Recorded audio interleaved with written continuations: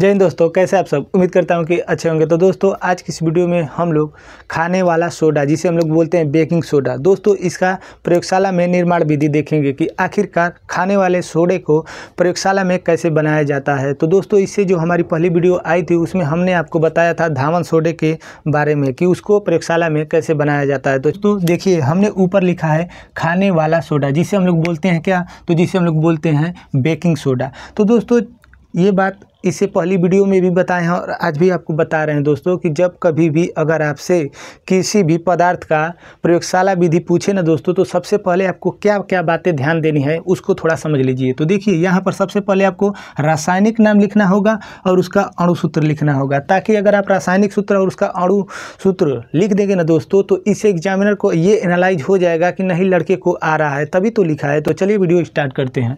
तो दोस्तों देखिए हमने लिखा है रासायनिक नाम, तो जो खाने वाला सोडा का, ये खाने वाला सोडा और आपका बेकिंग सोडा है ना, ये इसका साधारण नाम है। इसका रासायनिक नाम क्या होता है, तो दोस्तों इसका रासायनिक नाम होता है सोडियम बाइकार्बोनेट। तो इसका रासायनिक नाम क्या हो जाएगा, तो इसका रासायनिक नाम हो जाएगा सोडियम बाइकार्बोनेट।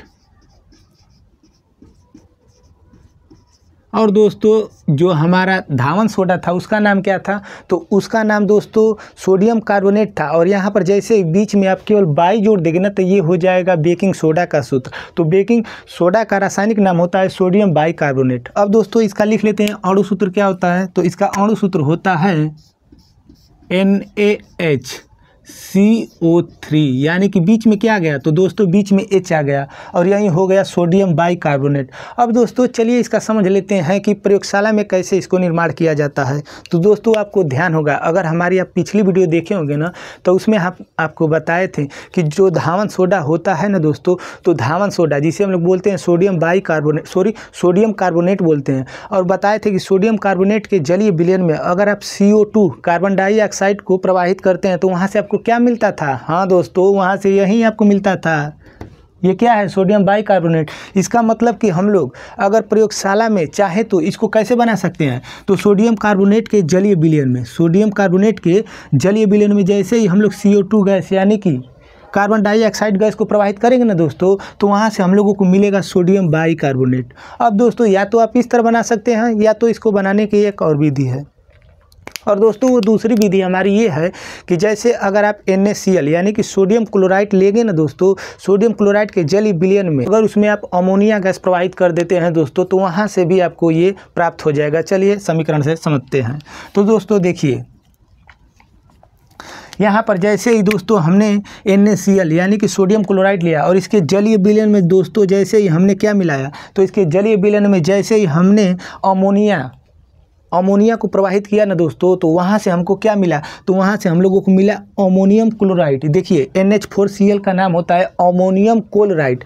तो ये अमोनियम क्लोराइड और यहाँ से फिर हमको क्या मिल गया, तो यहाँ से हमको मिल गया NaHCO3 यानी कि सोडियम बाइकार्बोनेट। अब दोस्तों ये तो रहा प्रयोगशाला विधि में बनाने का नियम, यानी कि या तो पहला नियम से भी बना सकते हैं या फिर दूसरे नियम से भी बना सकते हैं प्रयोगशाला में। अब दोस्तों हम लोग समझ लेते हैं इसके भौतिक और रासायनिक गुणों के बारे में। तो चलिए सबसे पहले इसके भौतिक गुण के बारे में समझते हैं। तो देखिए हमने हेडिंग बनाया है भौतिक गुण, और भौतिक गुण में लिखा है कि सफ़ेद रंग के ठोस, यानी कि ये जो सोडियम बाइकार्बोनेट है ना दोस्तों, ये सफ़ेद रंग का ठोस पदार्थ होता है और ये जल में क्या होता है, तो जल में विलय होता है।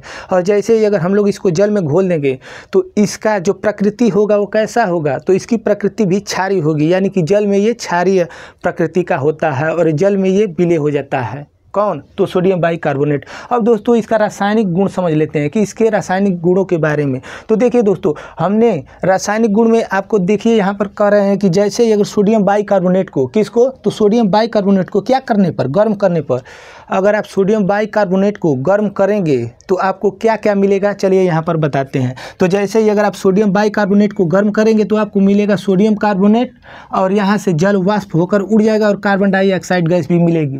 तो ये बताइए कि अगर इन्हीं तीनों को न मिलाए थे दोस्तों, अगर इन तीनों को मिलाए थे तो हम लोगों को क्या मिला था, ये मिला था सोडियम बाइकार्बोनेट मिला था। नहीं तो ऊपर चलिए आपको दिखाते हैं इसी समीकरण को। देखिए सोडियम कार्बोनेट के जलीय विलयन में जैसे ही हमने कार्बन डाइऑक्साइड गैस को प्रवाहित किया था तो यहाँ से हम लोगों को क्या मिला था, तो यहाँ से हम लोगों को मिला था सोडियम बाइकार्बोनेट। तो अगर सोडियम बाइकार्बोनेट को गर्म करेंगे तो क्या ये हमें नहीं मिलेगा, तो यही नहीं मिल रहा है। देखिए यहाँ से सोडियम कार्बोनेट मिल रहा है, सोडियम कार्बोनेट मिल रहा है, और यहाँ से H2O यानी कि जल बाहर हो रहा है वाष्प के रूप में, और CO2 गैस, यहाँ पर भी CO2 गैस बन रही है। तो यह उल्टा है समीकरण, आप इसको समझ सकते हैं। अब दोस्तों चलिए दूसरा समझ लेते हैं, अम्ल से अभिक्रिया। अगर जो आपका सोडियम बाइकार्बोनेट है ना दोस्तों, इसको अगर आप अम्ल के साथ अभिक्रिया कराएंगे तो क्या मिलेगा, तो दोस्तों सोडियम बाइकार्बोनेट को अगर जल के साथ अभिक्रिया कराते हैं दोस्तों तो हम लोगों को सोडियम का लवण मिलता है और CO2 गैस यानी कि कार्बन डाइऑक्साइड गैस मिलती है। तो चलिए यहाँ पर समीकरण के माध्यम से